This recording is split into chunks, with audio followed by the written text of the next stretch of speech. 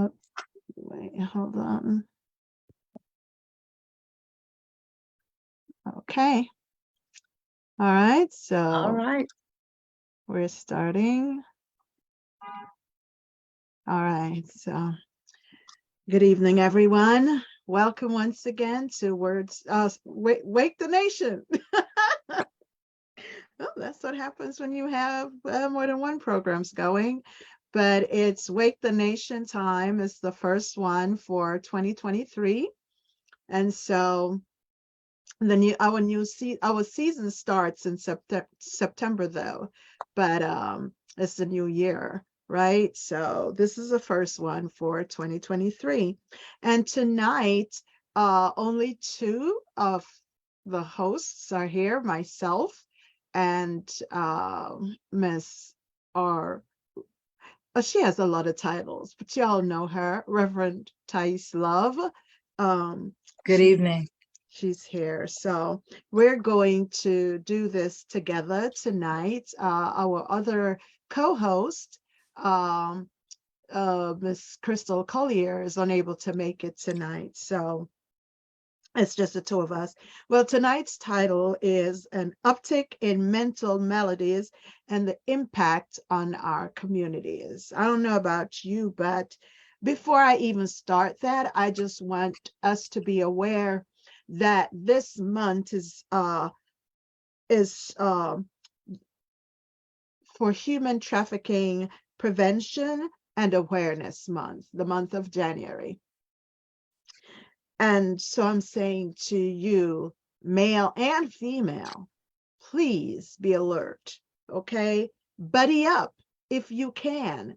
You know, I remember reading the Bible, and what did it say? That Jesus sent out grown men, his disciples, 70 of them, 2 by 2, you know. So it's a good idea to, if you can. And I know that for the most part, we have to go where we're going alone, but, you know, we need to be careful. We need to be alert. We need to be cognizant of our surroundings and where we go.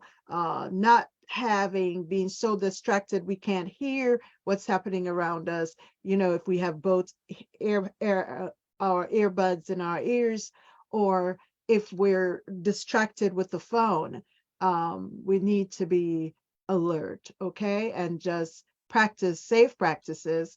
So that's my you know, PSA in regards to human trafficking, and that there are organizations and there are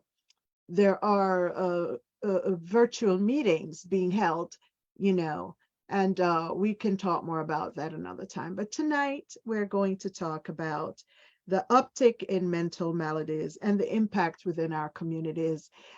Some communities more than others are affected, but I don't know about you. As I said, in recent years, I've just noticed that there are more young people on the streets, more young people being homeless. I see people walking, not just in my community, by the way, because I drive around Brooklyn and the city. And so I can speak for those two boroughs specifically. And I see a lot of young people, and not just young, but, you know, people just walking out into traffic, just totally uh uh like devoid of what is happening. Lights Yeah. are, they have no cross, it's not their turn to cross, and they're just walking in between. Like, you as the driver have to be so careful. I see people on their scooters, the little e-bikes, the little what do you call it, the skating boards, the skateboard. Hoverboards. Yeah. Yes, the overboards.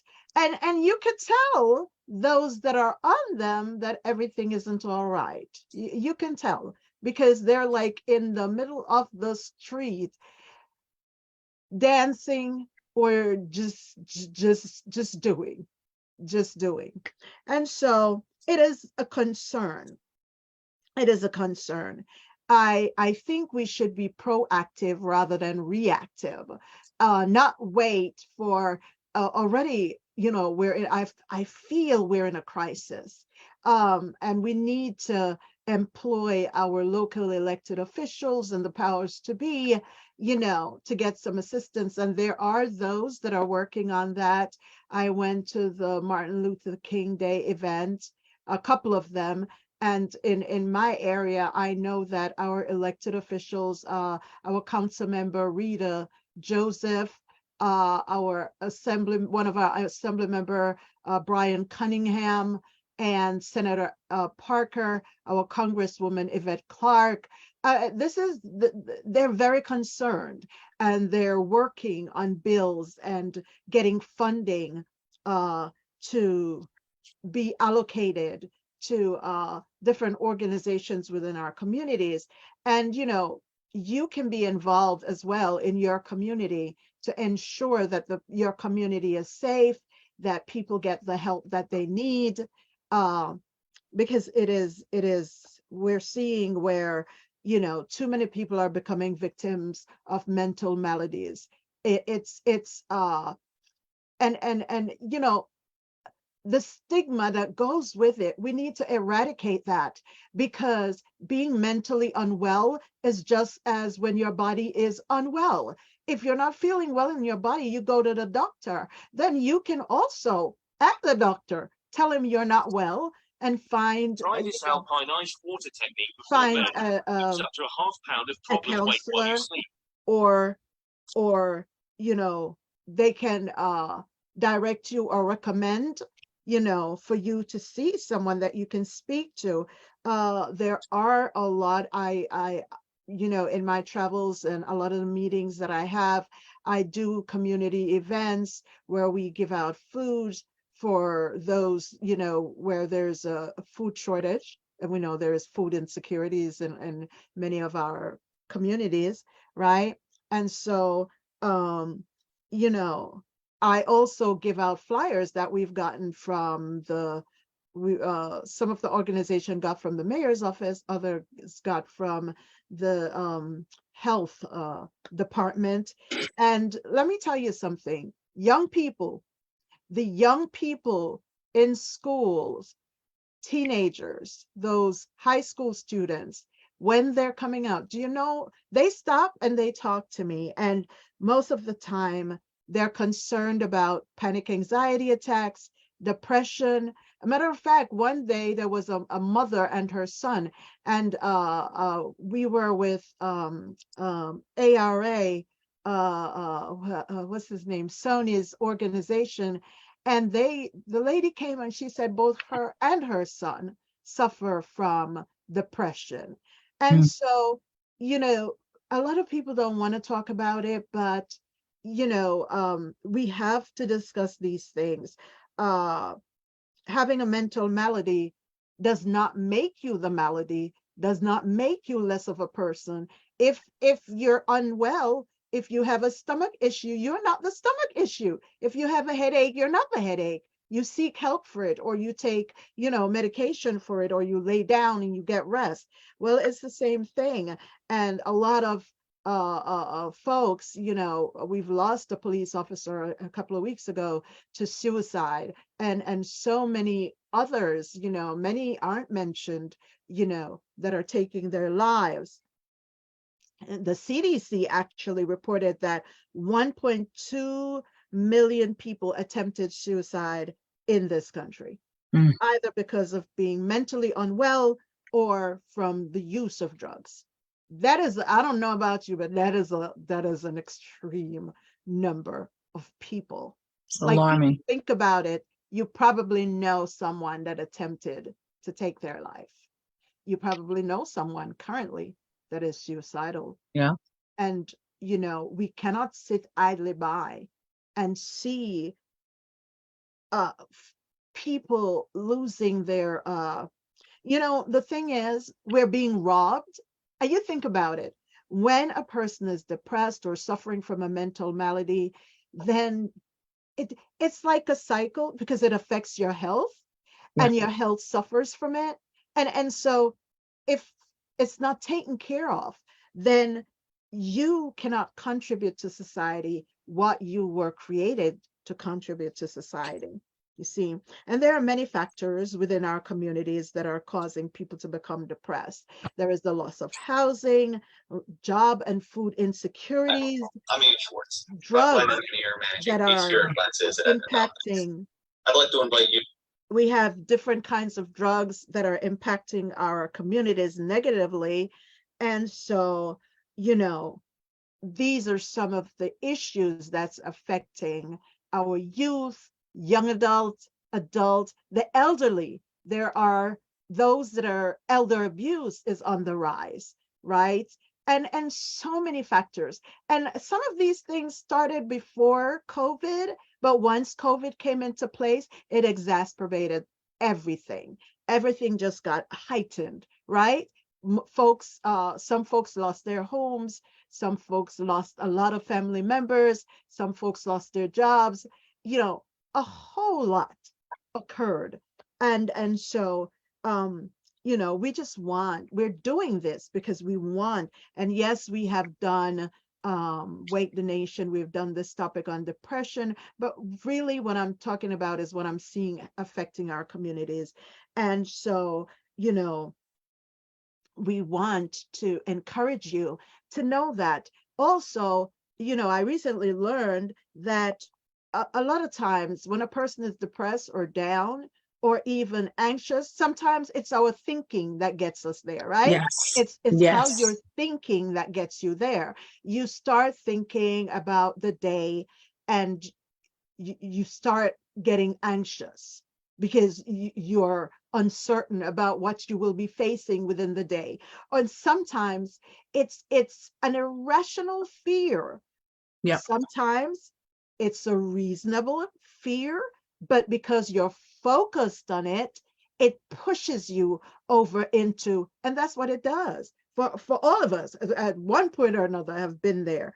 And to be chronically depressed is that when you start thinking you are depressed, you speak depression over your life, you think about the things that bring you down, and every time you think about something, you go down into that proverbial rabbit hole.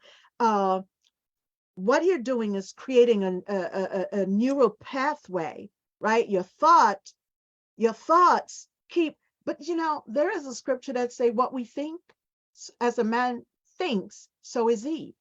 So if you keep thinking about thoughts that are depressive or things that pull you down, that's where you're going to stay. You're actually creating that path in your brain. And so a scientist, medical doctor, you know, psychologist, psychiatrist, they have said that, and there is a way around that. If you change your thought pattern, instead of thinking the same thoughts, start thinking of who you want yourself to become. Mm-hmm. Seek help.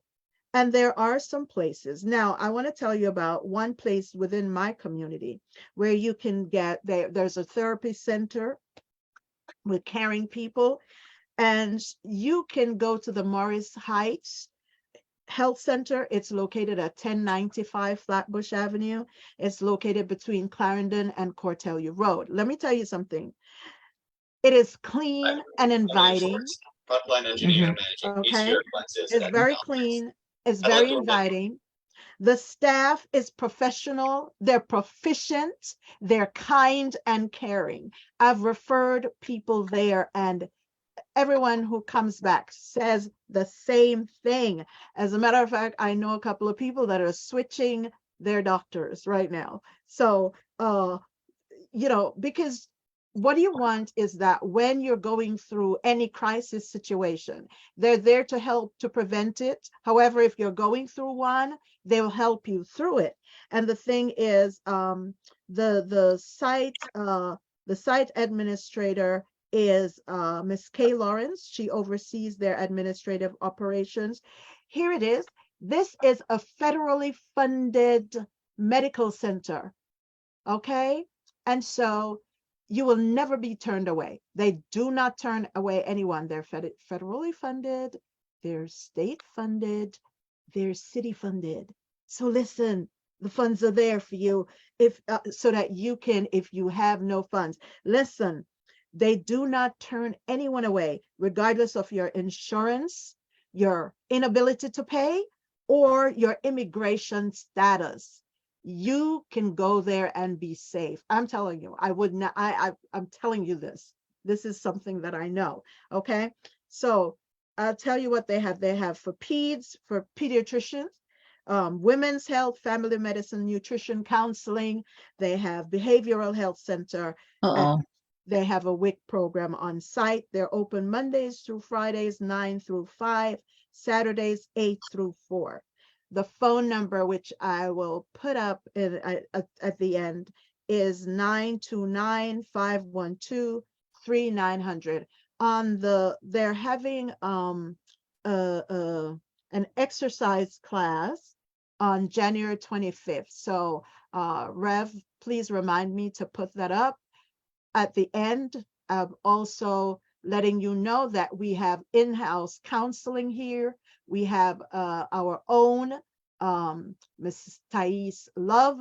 She is accredited. She has her credentials. You know, we don't take lightly our mental health, wellness. Some of us have been through a lot. You know, we've been through some things. We've given our testimonies on here or on other programs we've shared. So I just want you to, this is what I want you to know. And as I said, you can seek help there and you'll not be exploited at all. You won't feel threatened and you'll leave feeling better than you went in. And that, after all, is the goal, because what we want is for you to become the you were created or designed to be. Now, I'm going to turn over the next segment, and Mrs. Love will speak about how the legalization of hallucinogens can affect those who are already suffering from any form of mental malady, whether it's depression, anxiety attacks, schizophrenia, bipolar, whatever it is labeled. I'm going to stress this again. That's not you, and that's not the end of your life. It's not a death sentence. There is hope. You can get well, and that's what we want, for you to be mentally well. She'll also discuss your triggers. You have to know your triggers. And let me tell you something. I'm going to post this on my YouTube page, and I want you, listen to me, please, please, please, please go to my YouTube page. It will be under Flow. You know what? No, it will be the same name as is on I'm going to put it on a different page. It will be under Florencia Chang-Ageda, which is the same name that is on my Facebook page. Listen, if you are related to, or a friend, or an acquaintance, or a coworker of someone who's going through difficulties, we also have to know what triggers those who are suffering from it. So tonight, she's going to talk about some triggers, and I want all of us to pay keen attention, because sometimes you may not even know that you have a trigger, but you may have sensed it. Do you know that perfumes can trigger? A person's voice can trigger. A word can trigger. A song can trigger. Sometimes people may say, please do not touch me. Do not touch them. We do not know what they've been going through. But if you know the Lord, then pray. If not, just stand back. So she's going to talk about knowing your triggers and how to alleviate the triggers. And I want all of us to pay keen attention to this. So at the end of this, please share. And if you're on Facebook now, we're asking that you share as well. Share to your friends. We can't be selfish in this day and age. A lot of times we sit and we look at something and we say, oh, this is good, and we leave it there. No, we're not doing this just to say this is good. We want all our communities to be better. Listen, my community is over here and yours is over there. And so it really does matter. listen, there is such a thing as the butterfly effect, the ripple effect. What happens in one area can trickle down to the next. So this is why we want our entire nation and even to be a well nation. So that's why we're doing this. So without further ado, thank you, Rev. It is now Mrs. Love's turn. Thank you.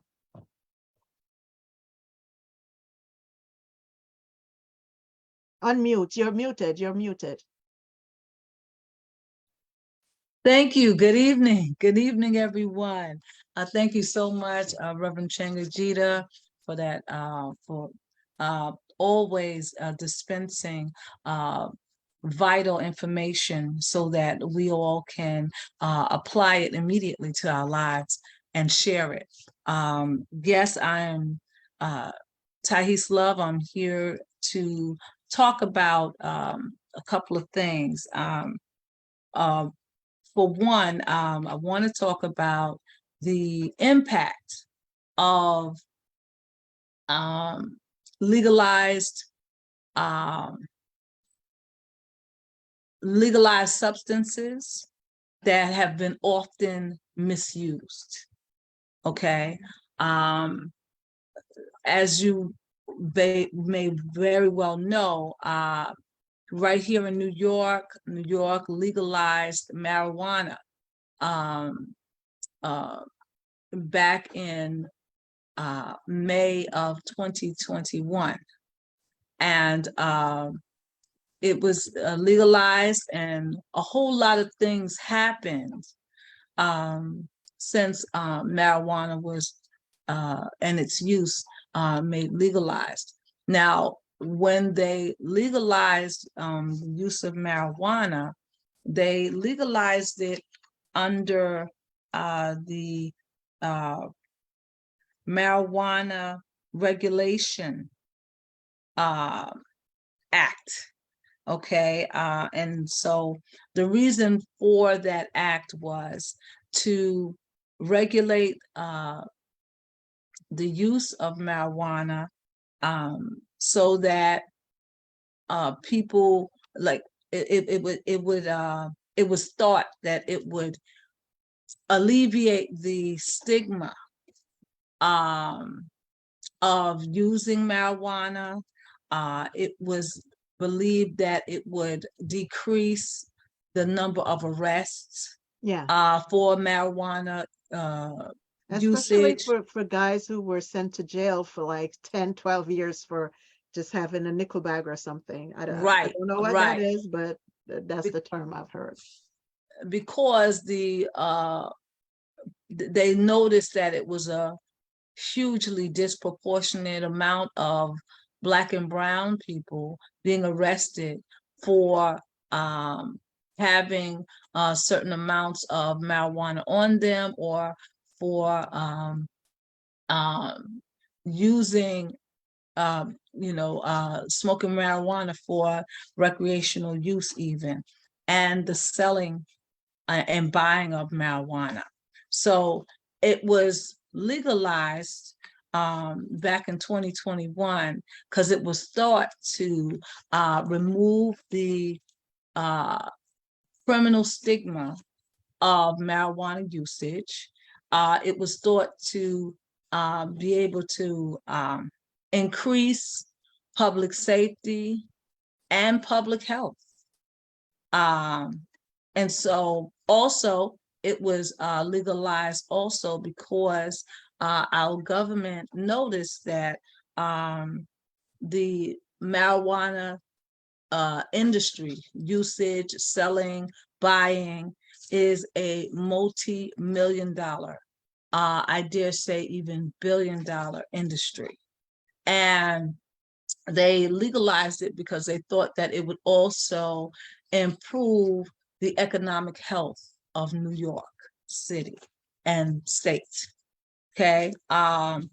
When they legalized it back in May of 2021, they projected that New York State would boost its economy by $4.2 billion in a 5-year period.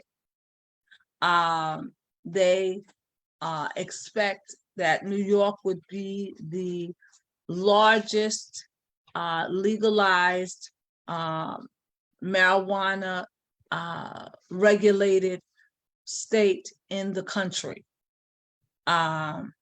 generating $4.2 billion in 5 years. Yeah. And so these were the reasons why it was legalized.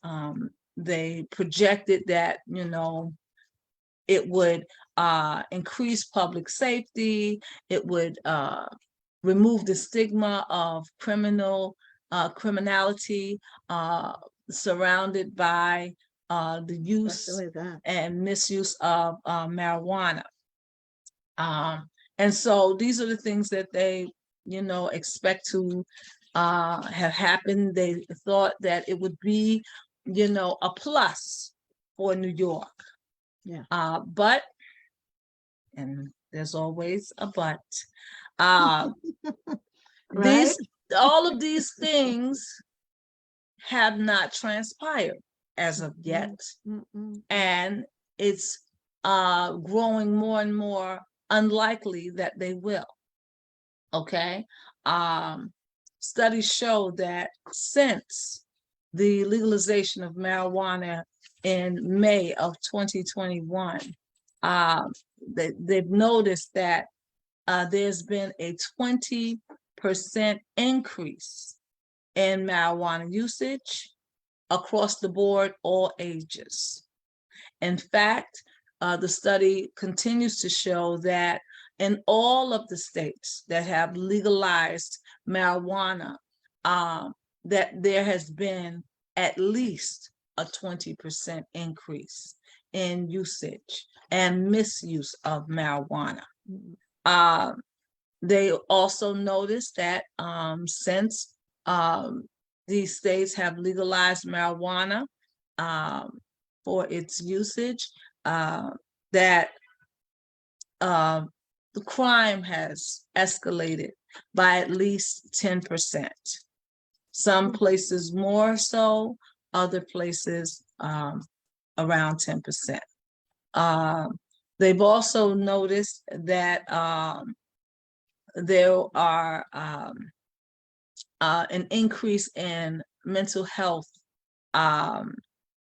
issues surrounding the use and overuse of marijuana.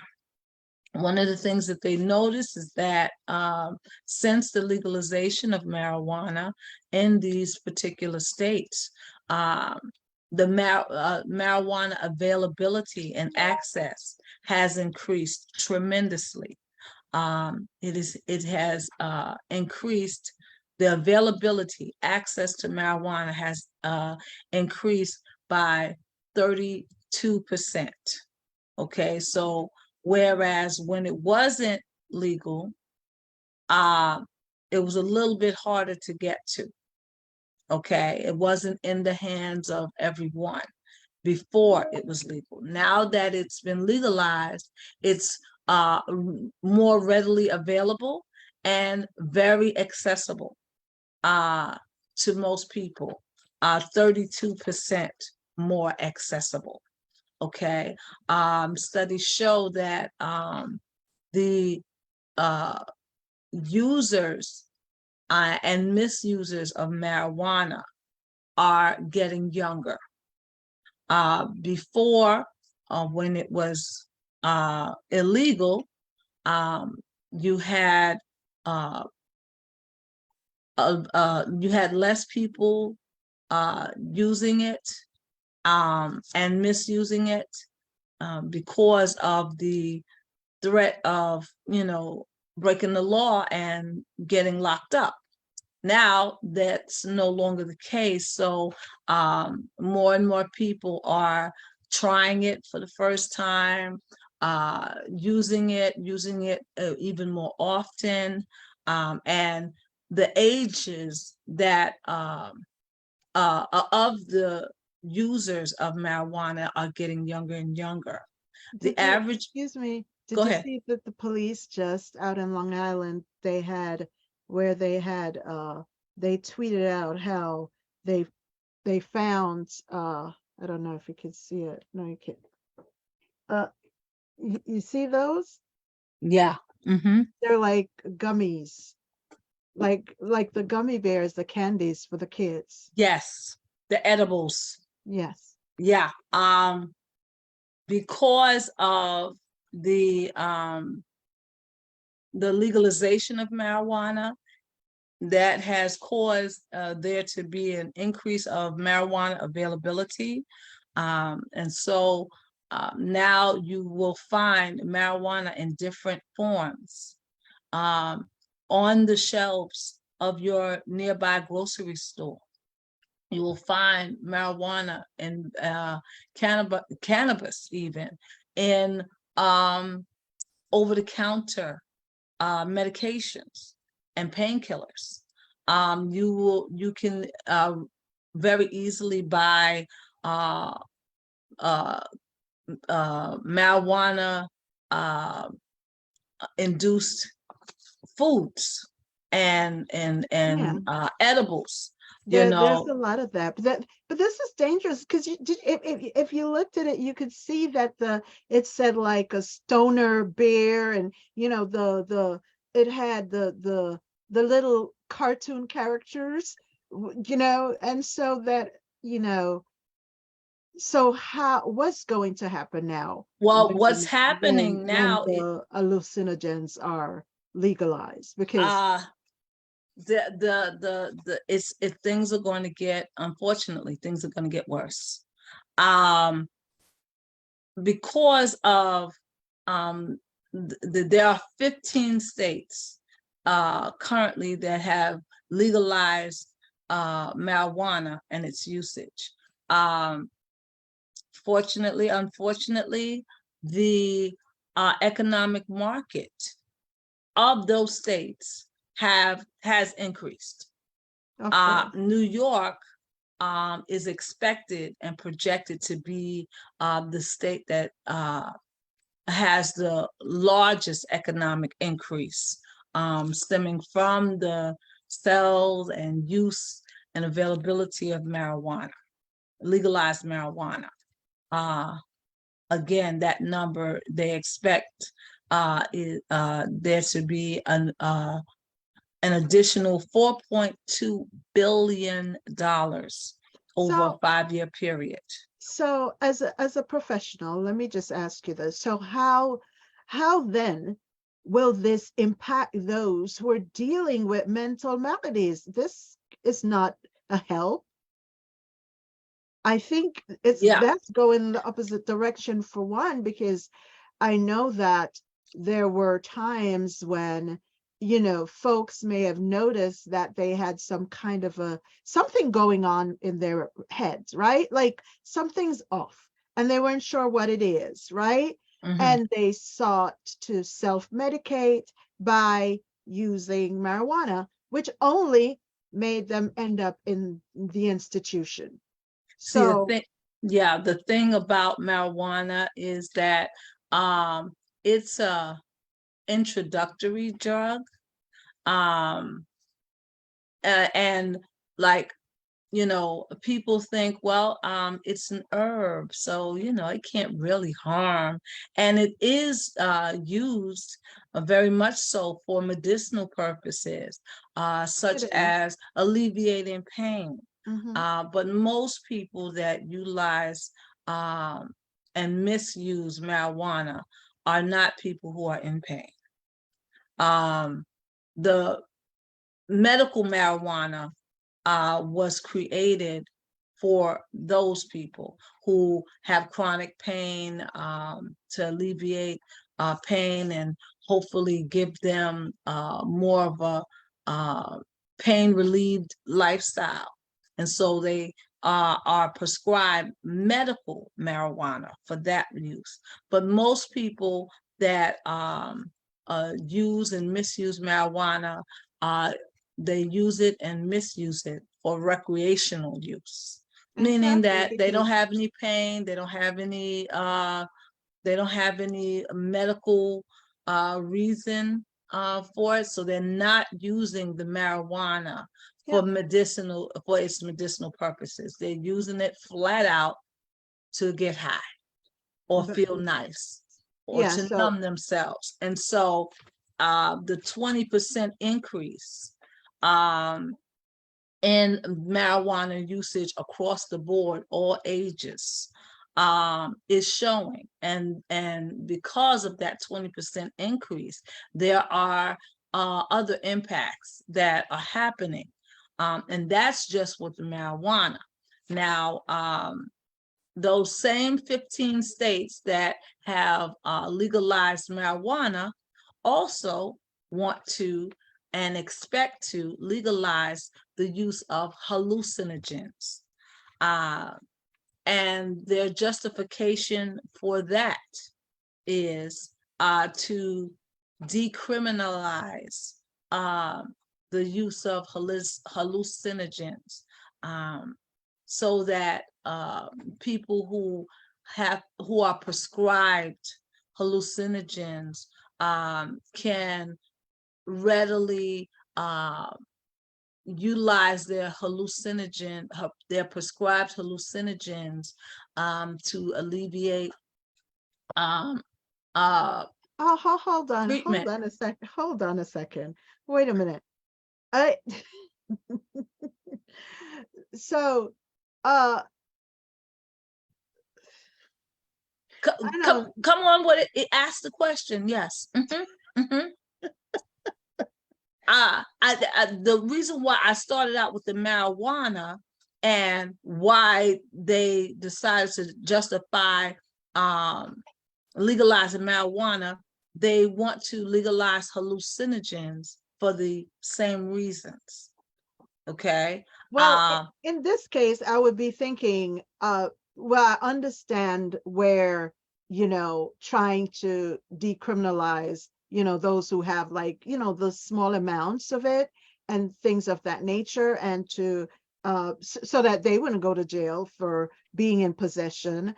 And already you have, as you said, what I was thinking is that even though they prescribe marijuana, usually to patients who have cancer or who are in severe pain, who have chronic pain, right? To alleviate the pain. Now, I know there is no psychologist or psychiatrist that's prescribing it for a patient who's struggling with a mental malady, because that only exacerbates the problem and makes it worse. Now, hallucinogens? Yes. To whom? Like, what is the purpose? Like, how are those helping? Because listen, if a doctor is prescribing it to a patient, I'm sure no one is arresting that person. No. However, so why legalize it then? What's the purpose of legalizing it? Because if it's legalized, then we're going to see it show up. Now we have to be careful about what we're ingesting as a regular person, what you're eating, what you're drinking. I think, to me, it's very problematic. There has to be another way around having monies in our states, as opposed to devastating people. Well, the thing is that they feel that there's a stigma around the use of hallucinogens, criminal stigma. So what is a hallucinogen? It is a substance that causes you to see, to hallucinate, to see things that are not really there, but you see them, and you even hear things sounds that's not really there. And there are people who are prescribed hallucinogens as a treatment for substance misuse ailments. So, for example, if someone was misusing heroin, for example, they would give them, to get them off of the heroin. When you're misusing heroin, your body develops a physical and chemical dependency on that drug. So when you are misusing heroin, number one, your brain gets oriented so that you have to have more and more heroin, and more heroin, and your body functions at a different level on the increased heroin. Many people who misuse heroin wind up ODing, because the desire, the craving for the heroin is such that it every time you use it, you want more. You don't want the same amount. There's no satisfactory level, so Right. they keep increasing it, and that damages their organs and Yeah. leads to death. Yeah. Yes. And so what how is the hallucinogens going to help anybody is my point. Well, what hallucinogens are used to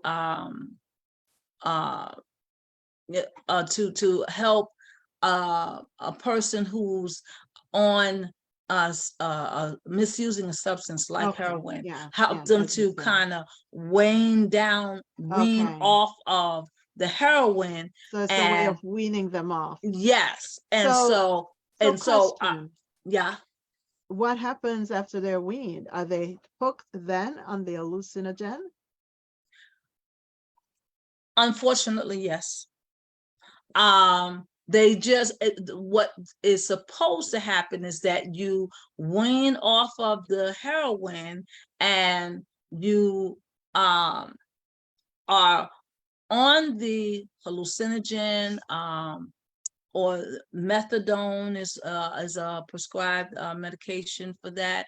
And because it's prescribed, the doctor is supposed to regulate the amount that you get. So the doctor is supposed to he'll start you out with, let's say, 10 milligrams, and over time of the hallucinogen, or even the methadone, and over time he's supposed to bring you down till you're not being prescribed 10 milligrams. You might be prescribed 2 milligrams, and then they're weaning you off of even the hallucinogen. Or the method. That is the idea, but studies show with people who are on methadone, that is not the case. The doctors start out with a certain amount. They're supposed to decrease to bring you down off of it, but many times the people get hooked onto the methadone or the hallucinogen, so they're no longer on the heroin. Now they're hooked onto the hallucinogen or the methadone, and the doctors, instead of decreasing it slowly so that they can come off of that and wane off of even that, the doctors are giving them whatever amounts they want or whatever amount they think they need. So they're not being weaned off of the methadone or the hallucinogen. They just substituted one substance for another. And because the doctor is prescribing it, the doctor is somewhat controlling the amount that you're getting. But so wait a minute. If they're not being treated at all. So with hallucinogens, so as you said, they're not really being treated. And with hallucinogens, think about it. If someone has that in their system while they're driving and they're imagining that they're not on the road, or whatever they're imagining or hearing that is not real, or they're riding their bikes, their e-bikes, their scooters, their hoverboards, or walking. It Right. puts society in At harm's risk. way. Mm-hmm. Mm-hmm. So with the legalization, how is this supposed to be? Who will be dispensing this? Will this only be through medical doctors, or pharmacists, or, responsible entities where there's a prescribed amount and that's it? Or is it going to be as it is now, where you can go into any stores And that's the issue. Similar to marijuana, when they legalized marijuana, they legalized medical marijuana so that people who need it for medicinal use, it is readily available. The doctor could write out a prescription for you or give you a marijuana prescription card where you can go to certain legal marijuana dispensaries. Okay. And you're supposed to go with your card and get your medical marijuana from those approved dispensaries. Okay. Yes, that happened, but what also happened was that our government allowed people to open up smoke shops where they can sell marijuana right there next to the cigarettes. Can I say something right here? Let me Mm-hmm, tell you mm-hmm. something. That has become such an albatross, whatever you want to call it, Yeah, because they've had to close many of those, yeah, like legally, legitimately, and swiftly. right, right. And as fast as they close them, another one will open up right down the street.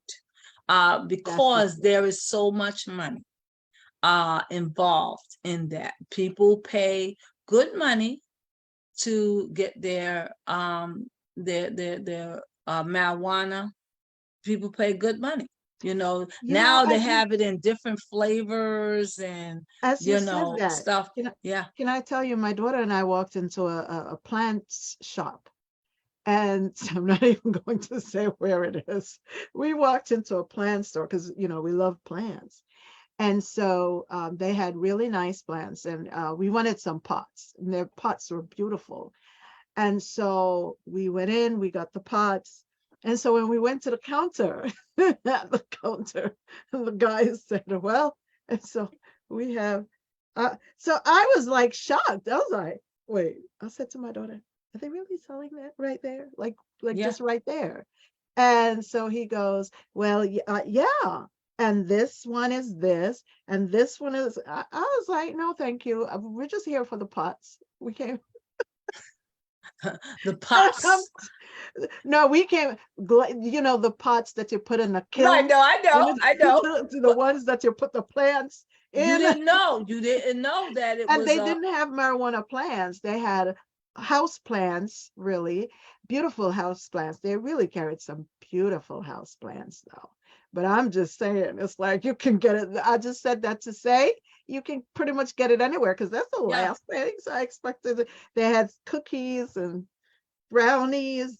And candy, the They didn't edibles. have candies, but they had the, I forgot what, different grades. They had two Right, different right. grades. The marijuana that you smoke nowadays comes in different flavors, and different varieties, so that you have a slightly different experience as you indulge and everything. So let me ask a question, and Mhm. before you get into the triggers, so do they want a society that's functioning? Do they want a society that's productive? Do they want a society that's well? That is my question. And I'm like, what are the powers to be doing? What are the leaders? What are teachers? What are professors? What are doctors? What are nurses? What are pastors and rabbis and priests? And what are leaders of our communities doing? Because it is going to have a devastating effect. It already has. It already has begun. But everyone is blaming these devastating impacts on the pandemic. I don't know if you recall, but when the pandemic first jumped off, we were sheltering in place. We were afraid to go outside. If you went outside or you left the house, you had to wear the mask everywhere you went. You were walking around with your can of Lysol, spraying down everything, and you had your gloves on even, and so it was a real stressful time. It was intense. The fear was great. Yeah. You could only come outside to go to places where essential workers were working. So you can come outside to get food. You can come outside to get supplies that you needed, and you can come outside to buy some alcohol. Okay, the liquor stores, the employees of the liquor stores were deemed essential workers. Why is that? That was because the alcohol that they were selling was used to help ease the stress of being in the pandemic, to help alleviate fears. The government literally said, you know what? Yes, we're in a pandemic. Yes, it's rough. Go out and have a drink. I'm sorry. I'm not sanctioning that, because but that's what it does not was. alleviate anybody's fears at all. Because if anything, it may put them to sleep tonight, but tomorrow the problems will be there. They'll probably wake up feeling worse with a hangover. What wound up happening, and like it's a slow descent. Yes. Into. Yes, it has a slow degenerating effect into physical unwellness as well as mental unwellness. It really is. So I really can't sanction that. People have psoriasis of the liver, heart issues, strokes.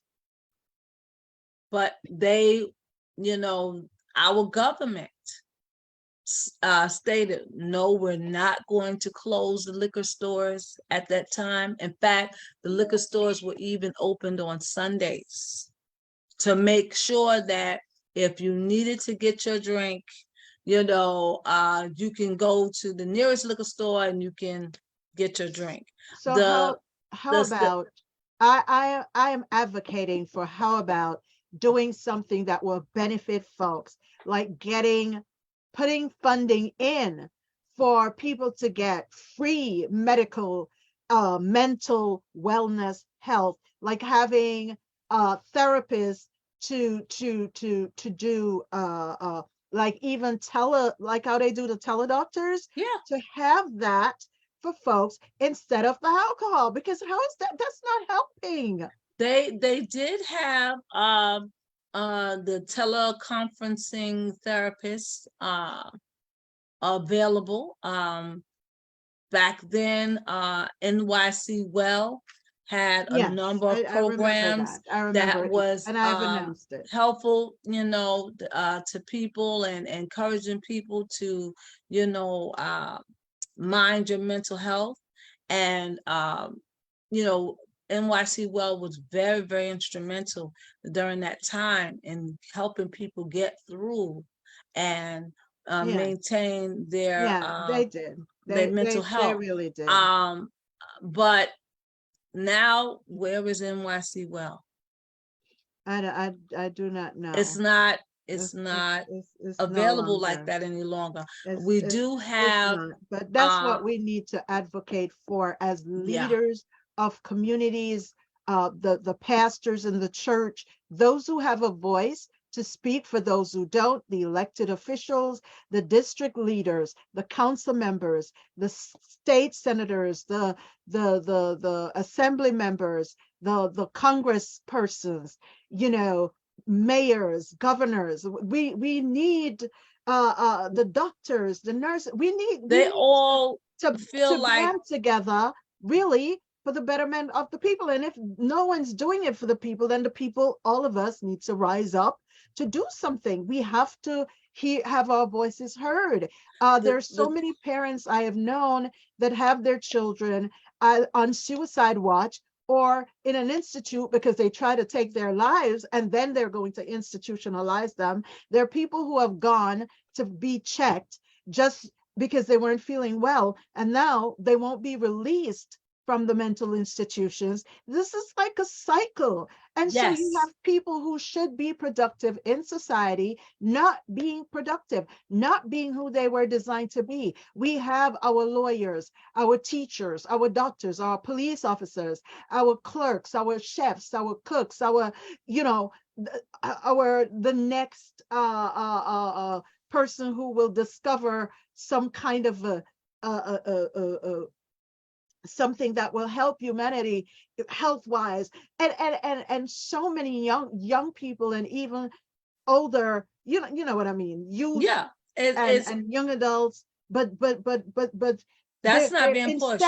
instead they're depressed, suffering from depression, chronic depression, panic anxiety attacks, having suicidal thoughts. And so to introduce that to it. But you know, this is not, we need a forum where we need those who can answer to be there. We really have to get that going. But At for the right now, at how the about root of the problem is all about money, and big pharma and the medical industry has boomed since the pandemic. So it's to the point where doctors are not treating patients across the board so that they can get better, but they're treating them so that they can simply maintain. You know, if you're having a mental health issue, you go to the hospital. First thing they're going to do is they're going to put you on a 72-hour notice of evaluation. And what they do is they're supposed to evaluate you by asking you a series of questions to determine whether or not you are suffering from mental illness, from psychoses, or what have you, depending on your responses, your verbal responses to these questions. They're not doing that because they don't have time to do that, number one. Before the pandemic, we used to have whole mental health departments in hospitals. Now the mental health department has been reduced to a psychiatrist and a psychologist. okay, No therapists, no mental health nurse, none of that. okay, so Psychiatrist, psychologist. The psychologist will evaluate you, tell you whether or not you have mental illness or not. After they have administered you a cocktail with drug treatment for schizophrenia, bipolarism, manic depression, and acute anxiety. Okay, those are the 4 mental illnesses. Those are the only 4 mental illnesses. Everything else, the mental maladies, as you call them, are mental disorders. right, A mental disorder can be treated very well without any kind of medication. right, But they don't let you know that. Well, can And you so, repeat this again? Just repeat this part. So sure, those who sure. need help, because at this stage of the game, where we're at is whatever we can change, we don't have control over, but we can do. So please repeat that part that you said. Sure. There are 4 mental illnesses, only 4. Okay. And those 4 mental illnesses, those are the mental maladies that you absolutely should have some kind of medication to treat, because of the The mental imbalance, illness, yeah. mental illness Mhm. comes from imbalance in your brain, a chemical imbalance in your brain. It is a Right. physical illness. Right. Okay. So you need medication for that. And those 4 mental illnesses are schizophrenia, Mhm. bipolarism, Mhm. clinical depression, Right. Yes. All right. There's a difference, but clinical depression and Acute anxiety. anxiety. Acute anxiety. Okay. There's a difference between acute anxiety and anxiety. And acute anxiety is you get hyper, very agitated, very, very quickly, stemming from a chemical imbalance in your brain. When you have acute anxiety, it's more than, oh, okay, I think I'm afraid. Right. You can't control it like that. Mhm. You need medication to help balance out the chemical imbalance in your brain so that your brain can function regularly, and so that you can your actions and everything, your behavior is more regulated. That is what that's the difference between a mental illnesses and a mental disorder. Mental disorders are reactions, okay? Their learned behavior, even their patterns of a pattern behavior in response to certain distressing situations, or certain upsetting actions that you may have witnessed or experienced. Okay, that's what a disorder is. Disorder simply means you are out of order. You are acting out of order. Okay. And a lot of the disorders are temporary, and just like you develop that habit to react that way to certain stimuli, you can unlearn that habit and unlearn that pattern behavior. As you stated earlier, when you think about becoming depressed, or you think about those things that depress you, you literally place your brain in a mindset to react out of depression. Okay, so if we're going into the triggers now, if I know that I had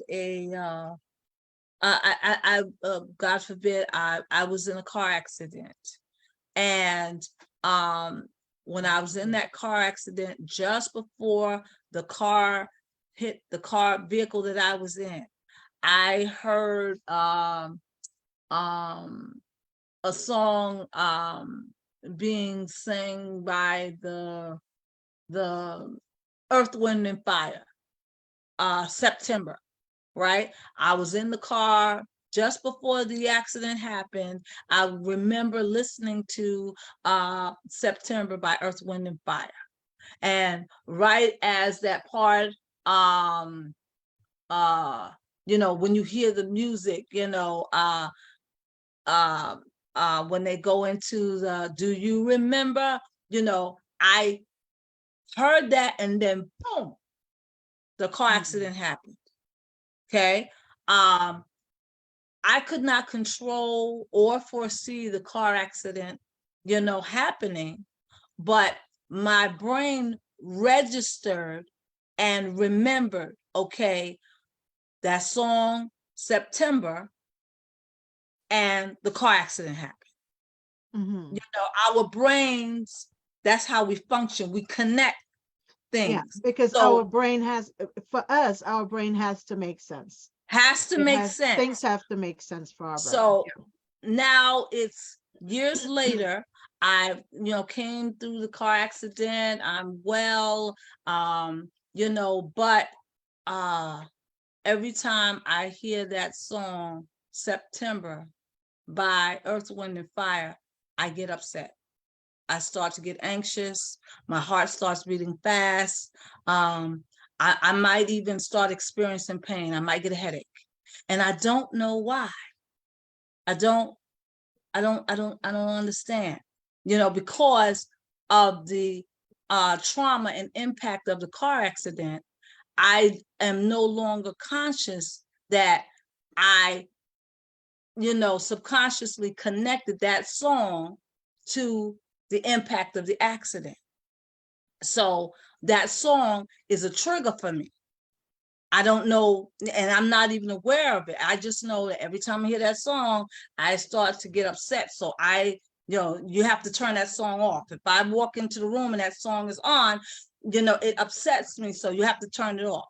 I can't explain to you why the song upsets me. Only thing I know is that it upsets me. That song is a trigger. And that song helps me remember a little bit how I felt just before the impact of the car accident. Okay. But that's all in my subconscious. And the only thing I remember consciously is that I don't like that song. I don't know why I don't like that song, but I don't like that song. And that trigger, that's learned, that's a reaction that I have created and made a habit out of. So every time I hear that song, I'm gonna get upset. That. Do you know that when I was a little girl, I was a toddler, and maybe I don't want to say this on this forum, but anyway, something happened and I almost drowned. And I had a certain recurring dream for years. But also there was a men's cologne that, I don't know, every time I smell it, I would have a reaction that I really didn't know what was going on to. And it wasn't until I was 16 years old and I was told about the incident that happened. And the person who came to my 16th birthday party, he wore a cologne. And when I smelled it, I realized, after I was told, I was like, oh, that's where that came from. But he was actually the one who rescued me. But he said that was his scent that he'd been using for all those years. Wow. And you see what I'm talking about? You wasn't aware. By the way, the headache, not the headache, the dreams ceased after I was told that. Yes, because those reoccurring dreams, that was your subconscious mind still trying to make sense of what happened when you were in the water and you almost drowned. Your brain was still trying to understand and process that. And the only thing you could come up with is, okay, I remember that scent. I don't like that scent. And I keep having these dreams. I don't know why I keep having these dreams. But once the person explained to you what happened, that gave your brain closure. So that's why the dream stopped. It made sense. Oh, he was the one that rescued me. And only thing I remember was his scent. And now, I mean, you still may not like the scent, but the scent now has a different meaning for you. It's not no longer connected to whatever happened when you almost drowned. True. That cologne was a trigger for Yeah. you. Yeah. You know, and that's exactly right. You can alleviate triggers. You can undo or unlearn those reactions, those habitual reactions to adverse situations. So let me ask you a question. So what, like, for some people, it could be like, some people who were raised in an abusive situation, right? Like their father may have a tone, or he may have worn a certain cologne, or sometimes it's the belt or something. And so for people who go through things in life and certain things will trigger them, it may be a word, it may be, even like, because we acquaint things. Like there is this tea I drink, and it's Asian tea. And when I was a little girl, I remember drinking this tea. Pleasant memories. I love the Right. tea. So when I discovered it, I would have that all the time because it was always fun memories drinking that tea. And so it's a tea that I drink now, and I purchase it myself. But the thing that I'm saying is, so if it's one where it's a trigger for some, or just like, even sometimes when, let's say, when the holiday rolls around and certain family members are coming, where you may have unpleasant situations. So how do you like deal with that? How do you extricate yourself from that? What do you do? Because I know, like with that cologne, I just could never ever stand, like, it was terrible. Upsetting to you, It yes. would make me almost want to puke, Right. But now, no, since I found out. Right. So, but for the person who, so what can be done? Okay. Well, I just, you gave a wonderful example of a trigger, and I just talked about some of the ways that we develop triggers. Yeah. We develop triggers all over, for example, watching TV. If I say, plop, plop, fizz, fizz, oh, what a relief it is. yes. That's that was the slogan from Yes. a commercial. Yeah. And Alka-Seltzer, I believe. Alka-Seltzer, you're right, exactly. And that slogan becomes a trigger. Yeah. We right. we associate plop, plop, fizz, fizz with Alka-Seltzer. Because we watched the commercial over and over again, so it became habit. So whenever I say plop, plop, fizz, fizz, oh, what a relief it is. I don't even have to finish it, because it's been conditioned. Yes. It's a trigger. We immediately think of Alka-Seltzer. So that's how triggers are formed, and there are good triggers, pleasant memory triggers. There are unpleasant memory triggers. When I say, let's see, it's magically delicious. Yes.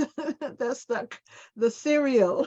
Cereal, Lucky Charms. You see what I'm saying? Yes. What else is magically delicious? But we, as we watch these commercials, it can, we begin to develop a habit of we memorize the slogan. Yes. To the point where so you're saying like our brain have memorized that, yes, either or acquaint that person with something traumatic, yes, the words, maybe it's right, something someone said at the time, and that's what a person's brain would latch onto. To latch onto that So and try to so make sense of it. so how do they get out of that to not be in a place of fear and intimidation and that, that thing that has a hold on them, Okay. Well, there's a whole science in doing that called neurological linguistic programming. Hey, there you go. Okay. NLP. NLP. NLP. Did you hear that, folks? Yes. NLP. Yes. Neurological linguistic programming. Yes. And what that means in English is observing how you think, how you talk, how you react to different situations, different stimuli, and really looking at, okay, every time I hear plop, plop, fizz, fizz, why do I finish off the sentence with, oh, what a relief it is? You know, you take time out to really think about, oh, well, why do I react in that same way every time I hear plop, plop, fizz, fizz? And you can literally think about it and go back to where you made the connection, where your brain made the connection between plop, plop, fizz, fizz, and oh, what a relief it is. Okay. And once you realize when or why you made that connection, you can change that connection. You can alter it so that whenever someone says plop, plop, fizz, fizz, you can think of something else to go with it. You understand what I'm saying? So you can undo that pattern behavior simply by observing within yourself. You have to sit down with yourself and really observe yourself and try to think about, well, why is it whenever I smell that cologne, it gets me, it makes me want to throw up. Nauseous. Yeah. Yeah. And that's what a negative trigger. We also have positive triggers. Like, for example, to talk about colognes, my grandfather used to wear Brute 33 cologne. Yes, I'm dating myself. You don't see it all on the shelves like that, but whenever I smell it, I think of my grandfather because that was his cologne, that was his scent. My pleasant cologne is my mom used to wear Timeless. Some people might be like, Timeless, what's that? Others will know what Timeless is. Let me tell you. And that was exclusively her perfume that she wore.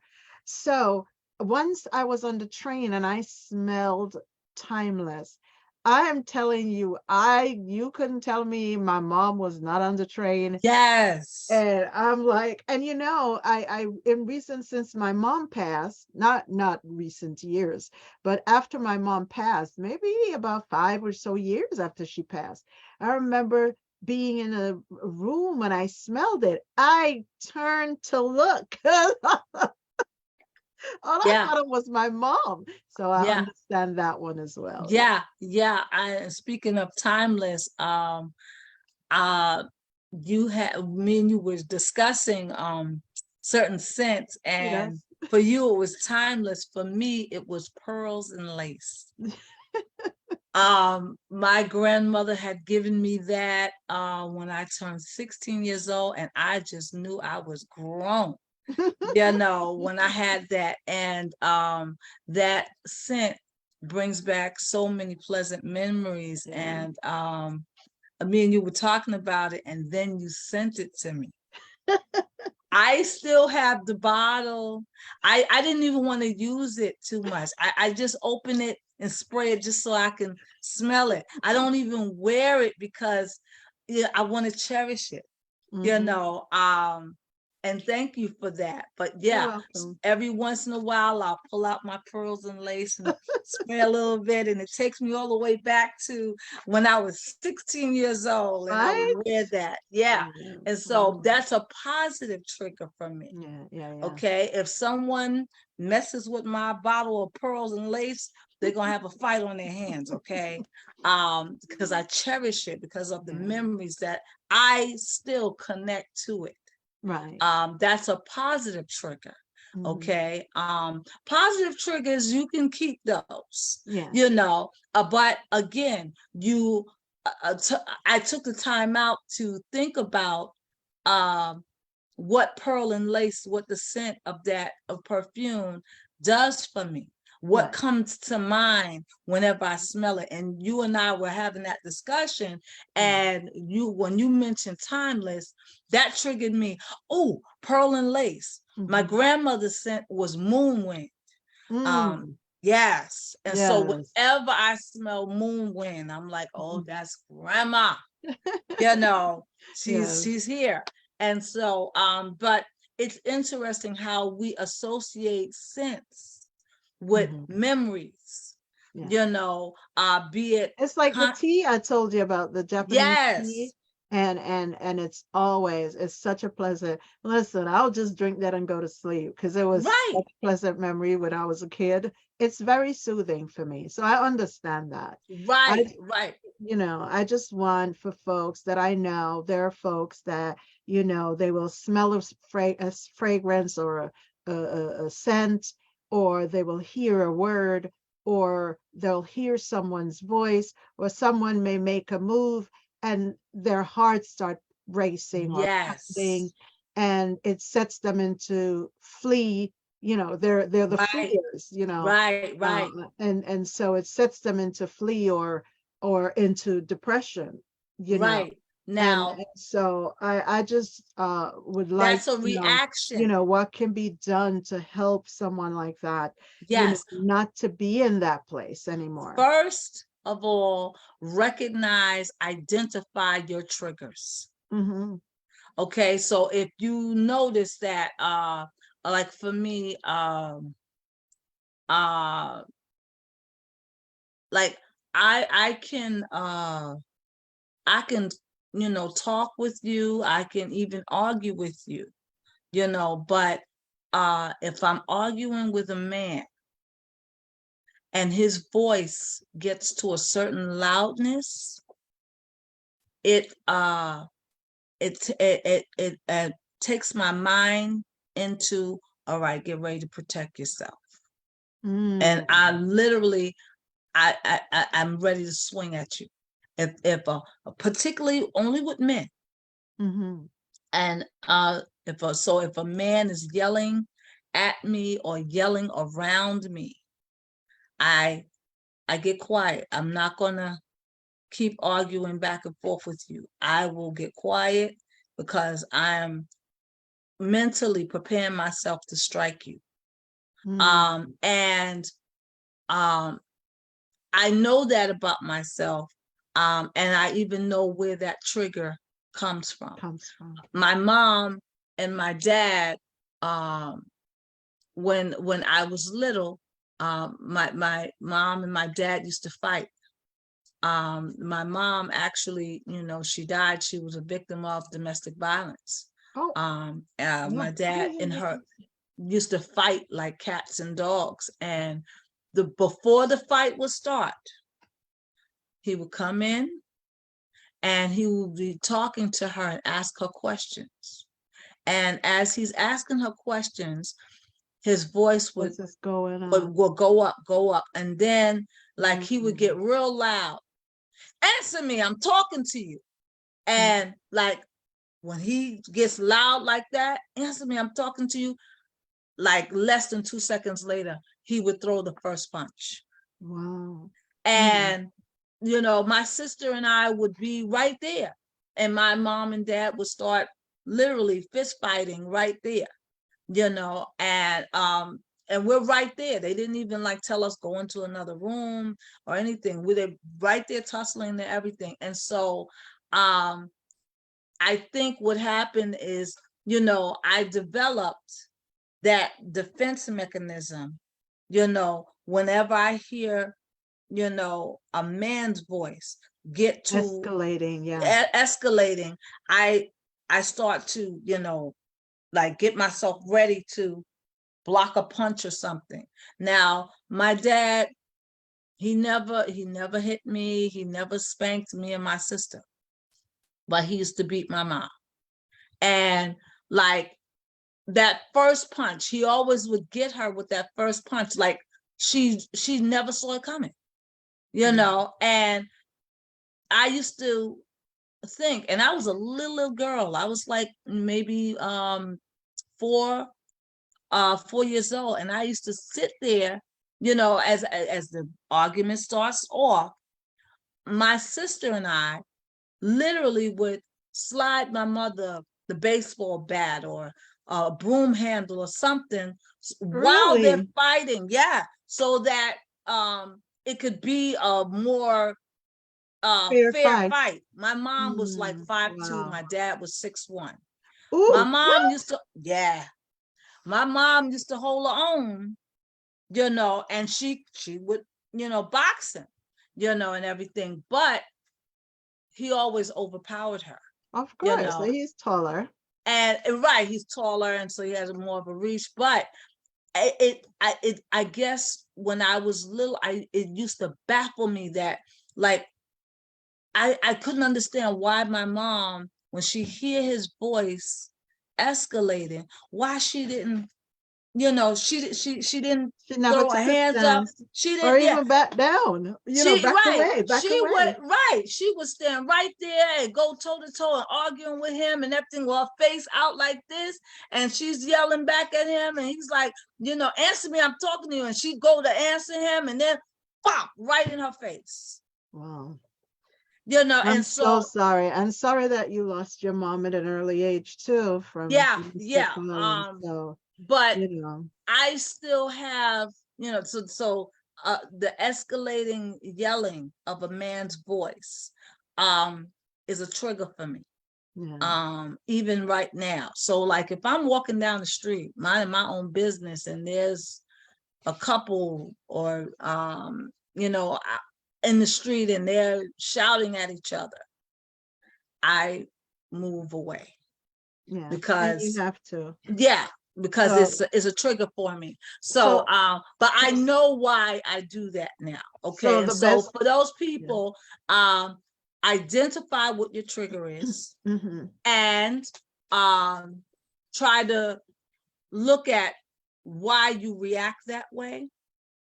And once you figure out why do I react that way, you can, because your reaction is a choice. It's a choice. Okay. And so if you don't want to continue to react that way, you want to change that pattern behavior, you can change it. You can say, okay, whenever I hear a man's voice yelling, I don't have to stand right there and look. I can move away or go somewhere else or do something else, so that that doesn't take me. I don't have to allow my mind to go into defense mode. Yeah. Also, I think another thing too is for us to know, for a person to know, for someone who's going through something similar to that, to know that the situation that they're in currently is not where they were. For instance, many women and men of domestic violence, or even when they were abused as a boy or a girl, and people, and when, like, I find that the unresolved, if it's not dealt with, it becomes problematic in adulthood. Exactly. And so they tend to, and it's like if something triggers them, it's almost as if it's taken them back to where they were before. And then that's like the reality, the lines are blurred.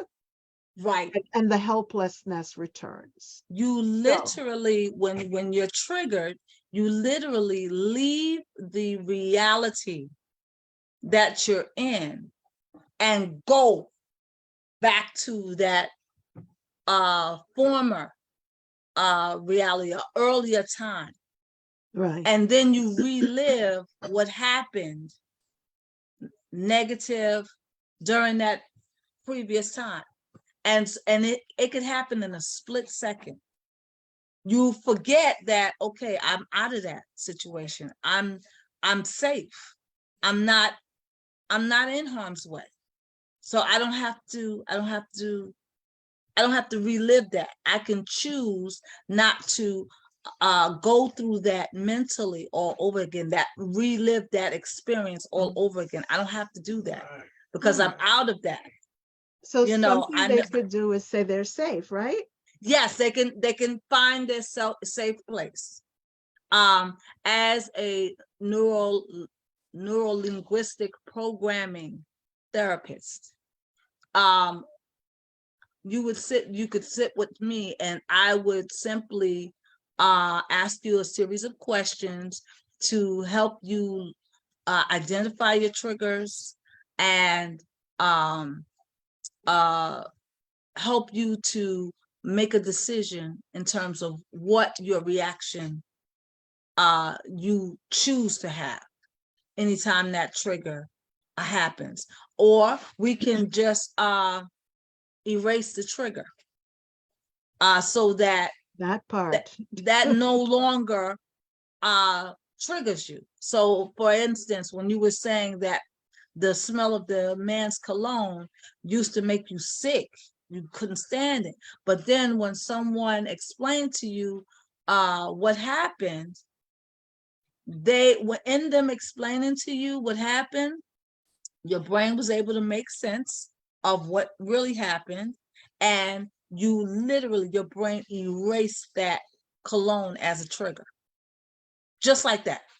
So that cologne doesn't bother you any longer. Yeah, you're right about that, because he told me, I didn't believe him. My mom he said, get your mom. And my mom, I'd migrated, but she was there. She planned my 16th birthday party.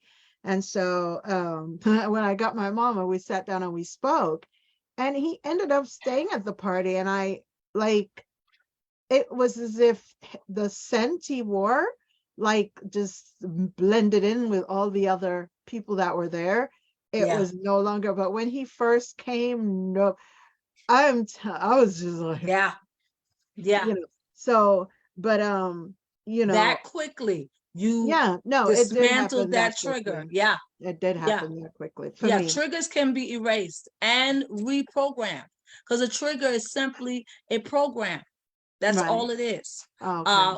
Something that your brain has connected certain situations to, and then you develop pattern behavior around that trigger so that you react the same way every time that trigger is presented to you. You react the same way, over and over again. And if you no longer want to react that way, you can stop yourself. You can say, okay, you know what? I'm not going to continue to let an escalated male's voice make me feel fear or make me feel vulnerable where I feel I have to protect myself. I can choose to, erase that trigger. I can choose to either not stand there and listen to an escalated yelling man's voice, or I can turn the sound of the man's voice yelling. I can pretend that it's Donald Duck yelling. So instead of the man's voice, in my head, I can hear Donald Duck yelling. And I would have a different reaction to Donald Duck yelling than to a man's voice yelling. It's that programming that they give you when you're fearful, when you stand in front. I don't think it's worked for me, but for me, what works is something else. But is when they say, if you're speaking in front of an audience, picture everyone in their underwear. And, that just alleviates the fear. You've never been told that? And I've been told that, but that doesn't work. That didn't work. Right. And that to me would cause a different kind of trigger to happen. Okay. Not one that, would make me want to speak in public. Okay. If I'm always imagining people naked, some Yeah. people, I don't need to. Yeah, no. For me, it was like I just couldn't envision anyone there.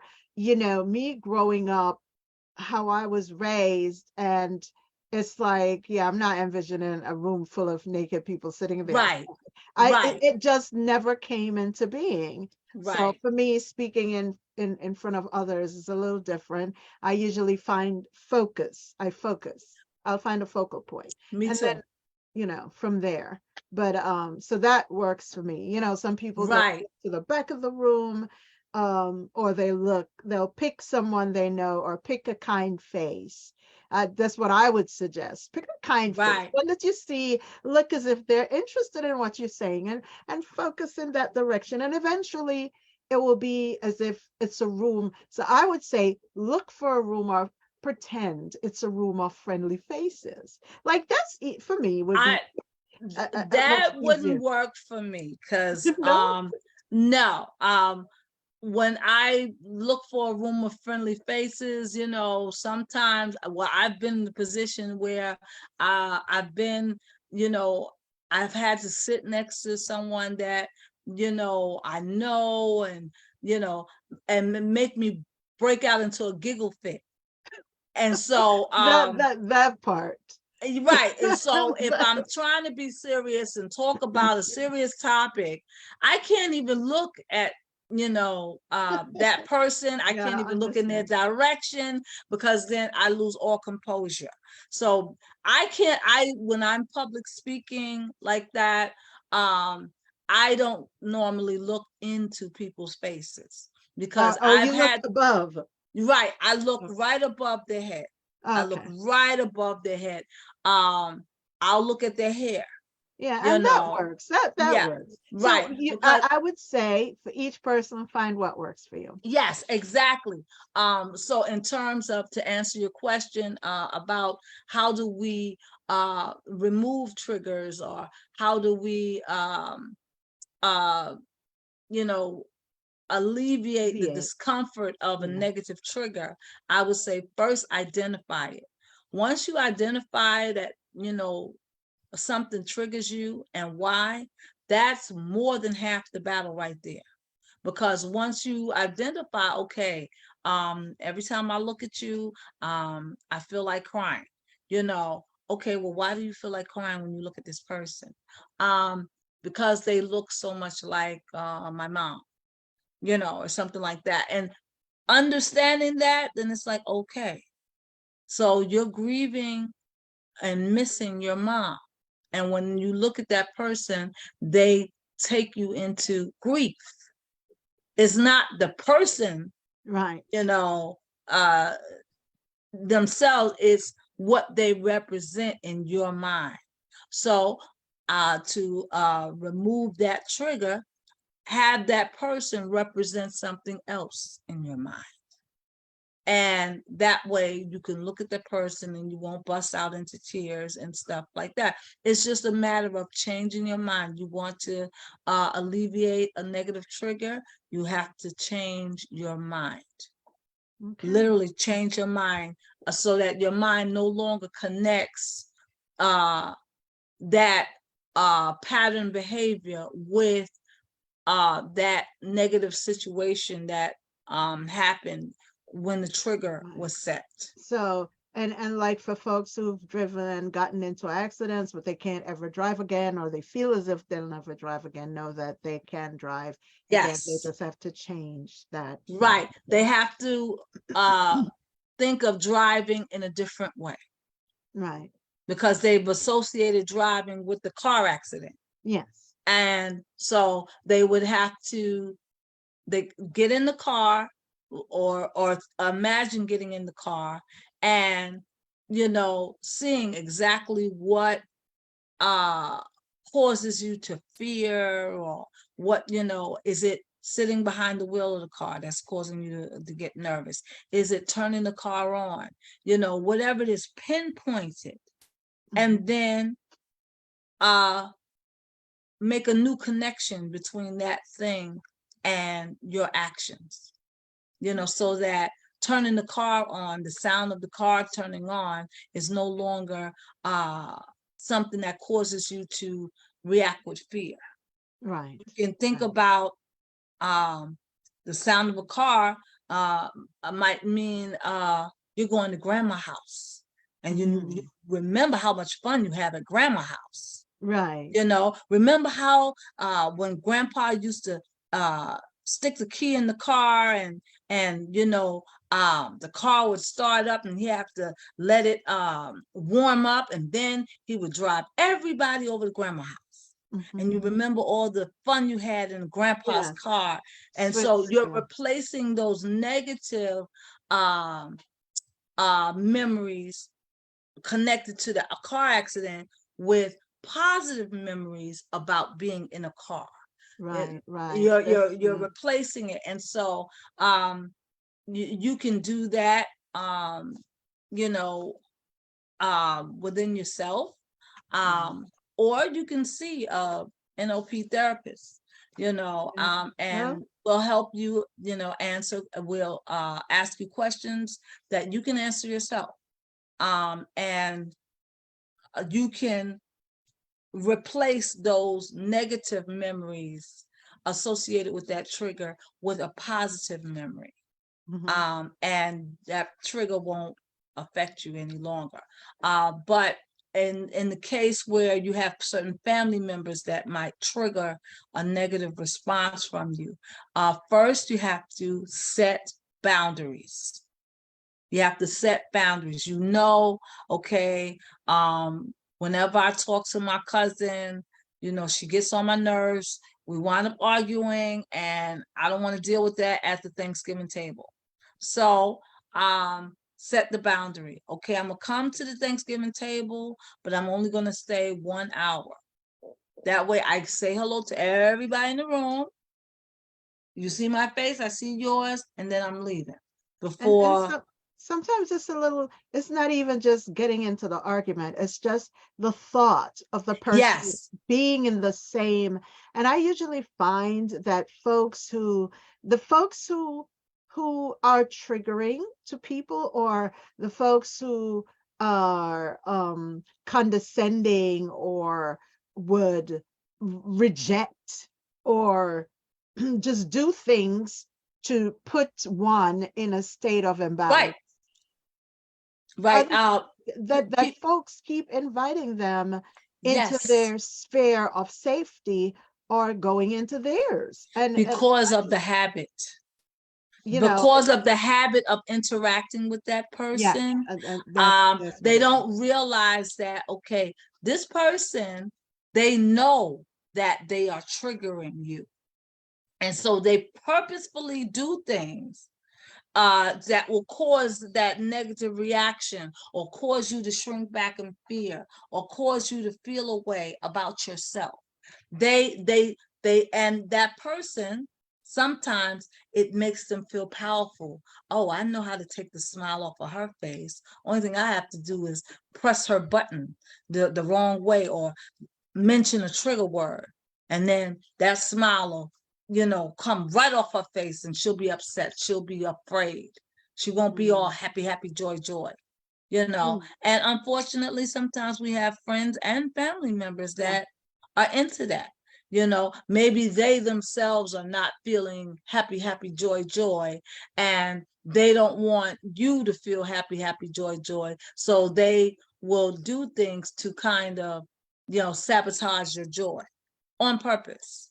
It's true, though, that hurting people hurt others. Other people. So when the people who set out to do that are never happy with themselves anyway. They're never happy with themselves, and that's why they do it to other people, because they're not happy within themselves. And so it's a distraction to their personal self unhappiness to make somebody else happy. Make somebody else unhappy, so they don't have to think about their own unhappiness. If they can cause somebody else to become unhappy, then they focus on their unhappiness, and it takes their mind off of their own unhappiness. But again, your reactions, every action has a reaction. Yes. You can control your reaction. You can, and when you're in a situation where you might have a friend or family member that, takes you there, triggers you on purpose, you can choose not to interact with that person or slow down your interaction with that person. You can set your boundary and be like, you know what? Every time I'm around you, I wind up with my head hurting and my pressure is up. So what I'm going to do so that I don't wind up getting my pressure up and having my head hurt, when I come over to grandma's house, I'm going to speak to you only for 5 minutes. Okay?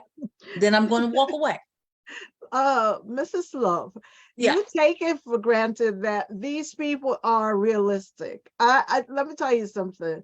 There are some folks, the moment you tell them that, they're going to send you down the rabbit hole. Right. Exactly. They're like, oh, first they're going to play the victim. That's one. Yes. It's the first thing they do. Oh, are you saying? And they're playing the victim, and then they know exactly what to do to get at you. Exactly. I would suggest set the No, boundaries and cut them out. No, you definitely, when you come into the situation, you got to come prepared, because you know that they're going to do that. You know they're going to try to engage you for more than 5 minutes.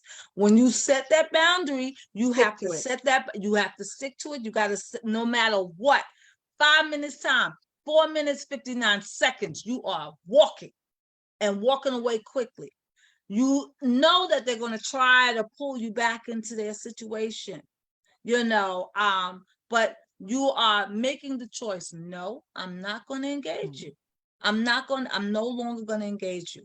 I gave you 5 minutes of my time, and now I'm going. Bye. And no matter what they say, you have to stay within your boundaries. The moment you slip or you relax that boundary just an inch, they're going to come in there and they're going to really, just sabotage you and really make you pay emotionally, mentally, for letting them back in to your boundary. So you have to set that boundary and you have to maintain that boundary. Don't lower it. Don't relax it under no circumstances. Thank you. Okay. Well, also recognize that, don't feel bad, because a lot of times we feel guilty that we have to set boundaries with people that we love and we care about. Sometimes we feel obligated to them because, at one time they did something really nice for us, or they really helped us out. And we want to, let them know that we're not ungrateful. We're very grateful for what they did, but we just can't, we can't deal with them. The other stuff, we're grateful for the good things that they did, but the other stuff we don't have a tolerance for. And so when you might feel guilty and go, oh, well, I haven't spoken to him in 3 months, I guess I could call him up. No, don't do it. Don't do it. If you feel like you gotta talk to them, put it in a text. Okay, put it in a text. That way you don't have to hear the voice. You don't have to get emotionally attached to the sound of their voice, because the sound of their voice is a trigger. If you put in a text, they'll text you back, but you don't have the same attachment to the text as you would actually hearing their voice. And as you said that, it reminded me that I was at a conference, and this lady was a seminar, and this lady was saying something. It's different, but it also applies. But I just thought of it that, how we were talking about triggers being different for everyone, and that sometimes family members, friends, exes, they will know that something is particularly troubling to you, and they'll do something that's seemingly a kind gesture, like sending you a bouquet of flowers that you absolutely hate, or it will give you Yes. allergies. And so other people will say, "Oh, but that was so sweet. They spent a lot of money." And Right. and then you're like, "No." But they know that person is allergic to it, like have serious allergies, or that it's associated with something that is devastating to them. So Right. so you do have people that are very vindictive that way, and usually Vindictive. they're close people. They're not strangers. Yeah, They're because the they have families. They're they the have to exes. know, Yeah. right? They know your triggers, they Yes. know even the stuff that's hidden underneath the trigger. Yeah. And so for them to go to that extent to try to upset you, Right. that's flat out manipulation. It is. And people who do those kinds of things, they don't love you as much as you think they do. And so you need to have some distance between you and that person, at least until you know that you fully healed Yes. from their past actions. Yes. And if you find that after some time interact with them again, and you find that, oh, they still doing that, put your boundaries back up again, and stay behind your boundaries, Yeah. because Yeah. sometimes people, they don't want to change how they interact with you. They have made a habit of tormenting you. And so it's good to them, and every time they see you, they get triggered to torment you, you Yeah. know. It puts them. Right. And it's in their system. So this is something that they do. Oh, well, I don't understand why you're getting upset. I always, curse you out when I see you. Why? Why are you getting upset now? Yeah. Well, It's me. This is how we talk, yeah. No, I don't appreciate the way you spoke to me. I don't That appreciate boundary. that. I'm no longer, yeah, I tolerated it in the past, but now I'm not doing it anymore. I'm not tolerating it. Okay. New boundary set. From Yeah. now on, you are to address me in a respectful manner. Don't Okay. curse in my presence. So we're at the end. We're Yeah. an hour over. We've never Wow. gone this long. But this is how I would say we're into 2 hours, and it's because seriously, It's to a us, pressing issue. we value you, we value humanity, that our minds are important. And for me personally, I really love seeing people being their best self, seeing So people do be I. productive. We both, as a matter of fact, we both do, because this is her line of work. As she said, she's a neurological linguistic programmer. And her business, you can find her at Dunamis Sound Minds, and her number is 718-576-8110. And so you can, I'll put it in the chat, and you can contact her. Know that she's someone who's trustworthy, confidential. This I know, because I know. Okay. She's never discussed anyone with me, and the people that I refer to her Thanks, um, Rev. don't know anything. So, when you know someone who's close to you, sometimes they may let something leak. Not so with her. So I'm saying Okay. she's a very good listener, and she will guide you through, for change, because we need to have our minds sound. We need to have our bodies well. In the days and age that we're living in, where medication is costly, healthcare is costly, and I thank God for the Morris Heights Medical Center, that Yes. you can get free, if you don't have the funds, free medical attention, and mental attention as well. They have sociologists, and there are different folks on sites. And for Mrs. Love, her fee is reasonable. I'm telling you, So check her out if you need, seriously. Anybody who knows me know when I recommend someone or something, I believe in them. Okay.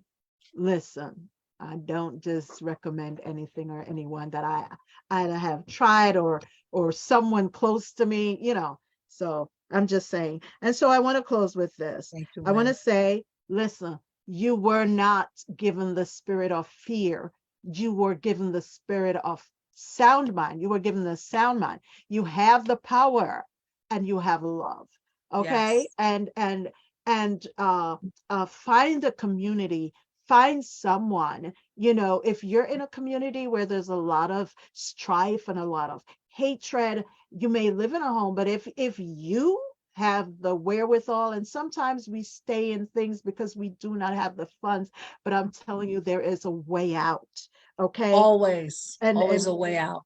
Yes. So you have to fight to regain your sound mind, your mind, the mind. There used to be that the mind is a terrible thing to waste. Do you remember that? Yes, yes, yes. Listen, it is a great thing.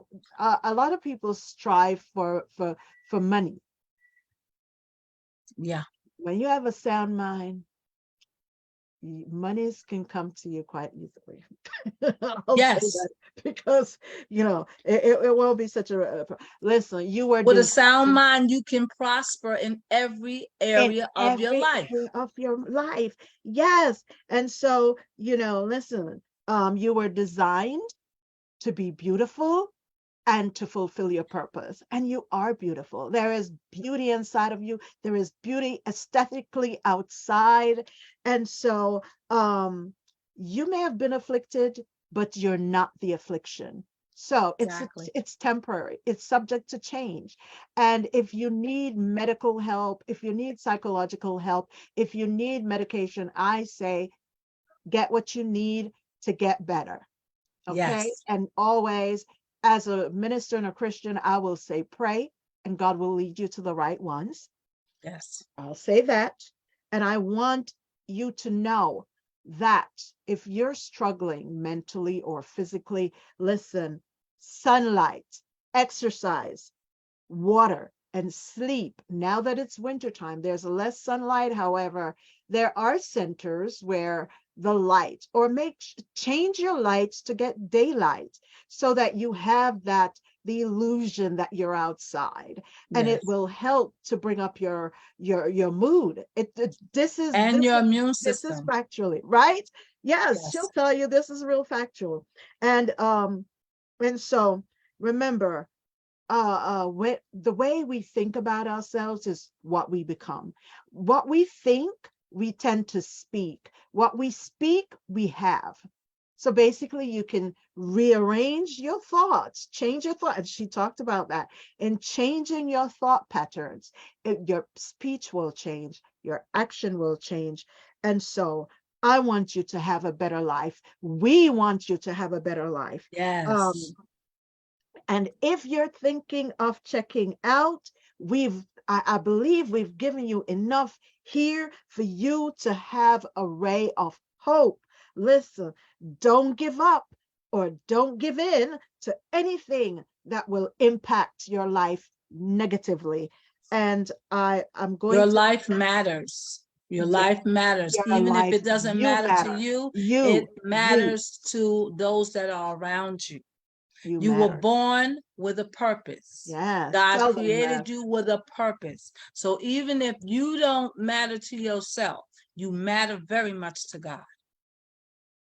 And to others around, To others around you. and if you have suicidal thoughts on a serious level, and you think your life does not matter, the devastation you leave behind, suicide is a permanent solution to a temporary problem, and you need to Yes. switch that around and Right. find the permanent solution to the temporary problem. That's what you need to do. I just want to share this with you briefly. So let me go and share this with you. Okay, so this is the Morris Heights Health Center. It's Tai Chi for seniors. if you're, I'm hearing a repeat. Oh my goodness. Hold on. For seniors, if you're, I'm hearing a repeat. Oh my goodness. Hold on. Okay, so it's January 25th, 10 a.m. to 11 a.m. at 1095 Flatbush. January 25th, 10 a.m. to 11 a.m. at 1095 Nice. Flatbush. Very nice. Okay, so, all right. Okay, so I'll let you have your closing thoughts, and that's it for tonight. Okay. So thank you all for tuning in. Don't forget to like, share, and comment in the chat this video. Share it with someone that can benefit from the information that was shared in this video. You can watch it, over and over again, or watch it with family and friends that may be impacted by the legalization of marijuana, or future legalization of hallucinogens. Share it with, or sit down and watch it and discuss it with someone that may be struggling with different triggers in their lives, so that they can be encouraged to switch off those triggers, or replace those triggers altogether. Again, share it with someone that may not know the difference between mental illness and a mental disorder. All of this is information that we've shared in this video. And so, again, share, and we pray that something that was said, something that was shared, would be a benefit to you and yours. And so just continue on sharing. And we just thank God for you. And if you are struggling, you're feeling overwhelmed, you're tired, you haven't been eating correctly, no exercise, you didn't get any fresh air in a while. These are symptoms of someone that might be going through depression, okay? And your depression might be mild, or it might be on its way to getting more severe, okay? Either way, change your environment, talk to someone, even if it's someone that you don't know, call a therapist, talk to a friend, family member, but talk it out. Even if you have to talk to one of the walls in your room, talk, get it out, because when you speak it out, you allow it to be right in front of your face, and you can analyze it. You can, strategize and figure out how to remedy the situation. When you keep it inside and you repress it, you can't look at it. You don't know it's even there. Your actions, you're just going through the motions. But when you let it out of the excess of the heart, the mouth speaks. When you let it out, you release it.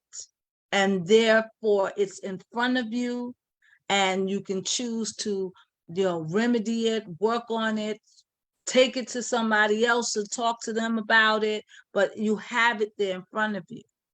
But as long as you keep it inside and you repress it, you don't look at it, you don't deal with it, it's going to eat at you, and eat you from the inside out, okay? So don't repress, don't let it out some kind of way. Exercise, you can run it out, You can jump it out. Walk it out. You can walk it out, right? But get it out. Get it out. Okay. You can even journal. You can write it Yes, out. I was going Write to it say down that. on a piece of paper, and then once it's out, you can look at it and decide, you might come up with a strategy that would rectify the situation. And then you can just take that piece of paper that you wrote it out on, you can burn it or throw it away Rip because it up. it's out. You can rip it up. Yeah. It's out of you. You're not carrying it any longer because stress is unresolved emotions. Yeah. That's what stress is. Okay. It's unresolved emotion. It's repressed emotions. Yes. Okay. And so we tend to pile stress on top of itself inside of us until we're up to our eyeballs with stress. Yeah, and it causes imbalances. It causes imbalances. It stays inside of our organs, our Yes. muscles, and the body, when it Causes doesn't them to know how to do with malfunction. that, it starts rebelling or showing the body. That's all diseases. It's dis-ease. It's being at ill ease then. Yes. Not being at ease. So if your body is not at ease, and and you can at times change your eating pattern, change the things that you're eating, sleeping pattern, right. As I said, and water. Breathe. Listen. Take some deep breaths. We need air. We need fresh air. So if we're too deep breathing, we give extra oxygen to our cells. Yes. And listen, we were created in water. We were carried in water. Yeah. We are 75% water. Yeah. We need That's right. That's right. God designed our bodies so that it could function very well off of fresh air. Yeah. That's why we have 2 huge lungs in our chest, and we breathe in and out all day long. And so our bodies were not created to hold on to negative emotions and anger and resentment. Our bodies were not designed to function properly with holding on to that. That's why scripture declares to cast your cares on the Lord. Amen. Cast your cares. Okay. So don't hold on to that.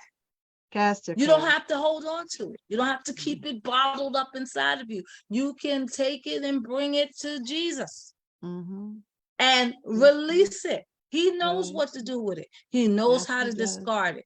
Okay. He knows how to heal you from it. You don't have to try to heal it yourself. You don't. He's the God that healeth thee, as Exodus 15:26 reminds us. So there's and God always provides a way of escape. He does. And I just want to say, listen, in addition to taking the medication, seeking help, and it doesn't mean that because you read the Bible, you don't get help. Get help. Right. Okay. Right. Get when the you help. Pray and ask the Lord, He will send you. There are places where you'll get good sound help. Really get help. Jesus did therapy. And Jesus healed and He did therapy. And you can, as I said, reach out to Thais Love at Dunamis Sound Minds, or you can go to the Morris Heights Health Center, or wherever the Lord sends you. But don't just sit there doing nothing. Don't stay in it, as I said before. And I want to suggest, because this just came to me, listen, get a plant that it will purify your home. They're air purifying plants. Get one of those. You can go, you find them in many plant stores. Just ask, get one. Because so many times being in health and in balance, it's just that we need the 4 things: the sunlight, the exercise, the water, the sleep. Okay? And we need the word of God. So I'll say, get a Bible. But if you don't, go get help anyway. do that. Yeah. Because you were designed to be productive. You were designed to add to. So please know that you're valuable. You're beautiful. You have a purpose. And we're trying to help you to go for it and fulfill that. So have a wonderful night. We've gone over, you know you're valuable. We're now 2 hours and 50 minutes and we're an hour program. All right. Don't forget to said, like, share, and comment. We would yes, love, love, love to interact with you in the comments. We like yes, to read the comments and respond. So please do that yes. and continue to share these videos. Reb, thank you so much for And providing thank this you. platform. Once again, we enjoy waking the nation. Yes, we And do. providing We these do. wonderful videos full of information. And feel free to continue to watch and stay tuned and share with others. Yes, Thank you. yes, please do. And you can contact us, you can messenger us, or if you have our numbers, then you can call us. And I gave you Dunama Sound Mind's number. I will put that in the chat as well. And so reach out, please. And also let us know if there's a topic you'd like us to discuss. You can also notify us of that. And we look forward to our other co-host, Mrs. Collier, being here with us next time. But we'll see you, and we have other guests that we'll be having. So tune in. Thank you. Night. Thank you. Thank Miss you. Love. All All right. righty. All Good right. night. Good night. Mhm.